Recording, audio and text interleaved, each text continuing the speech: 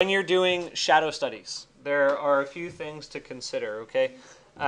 The scale here is much smaller than the scale that we were working on before when I showed you this, and so I need to adjust a few things. What you'll notice is that the actual shadow is like really pixelated, right? My form is just a vertical pillar, essentially, but it's showing me this little jagged edge, and that's just not architecturally true.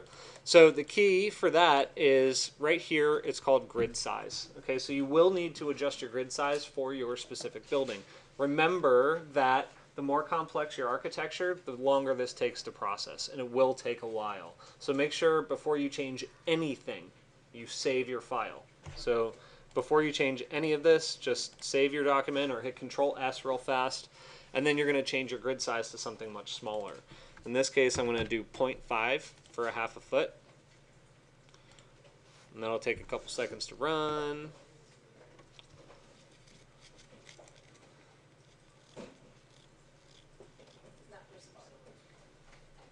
Not responding just means it's not responding to me.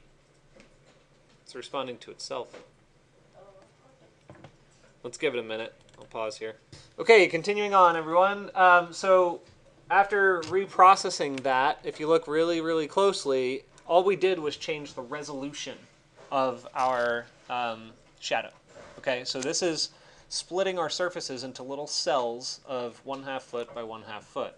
And then it's running that process. That's why it takes a long time. So even for this very, very simple form, it took a solid 2-3 minutes. So if you've got a really complex form, if you set it to this low of a resolution, or this high of a resolution, I should say, but this low of a number or cell size, then it's going to run exponentially longer. Okay, and I say exponentially because anytime you're dealing with scaling these quadrilaterals, it really is an exponential relationship.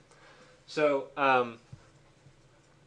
what we're going to do with this is export it, and it's a little bit different and frankly a little bit finicky, and I always have to reteach myself every time I do this, but it's really the same thing as baking out any other geometry, except it comes through as a mesh.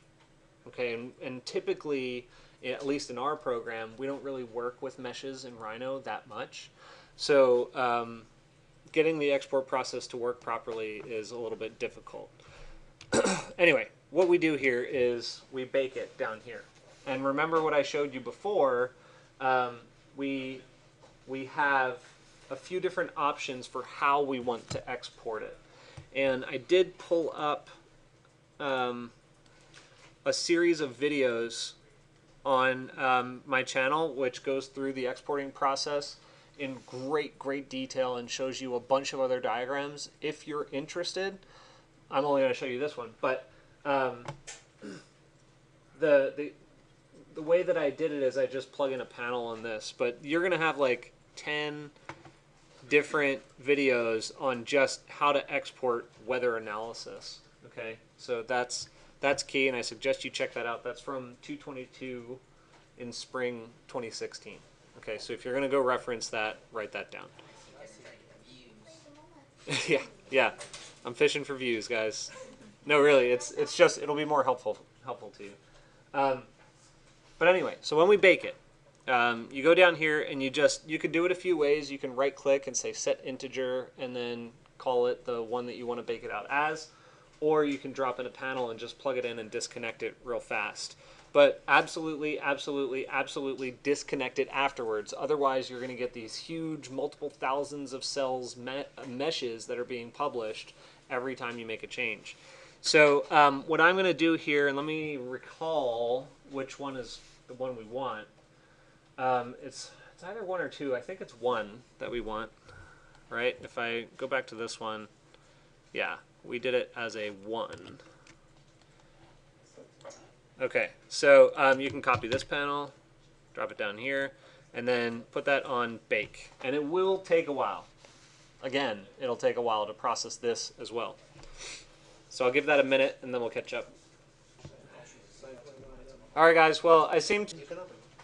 I'm going to reboot, but basically that is the process. The problem most likely was that my cell size was too small, and with it having a full base and not just a surface at the bottom, it's probably too much for it to handle. So Yeah, so I'm going to reboot, and I'll try that again, but I'll probably just jump straight into showing you how to do the windrows.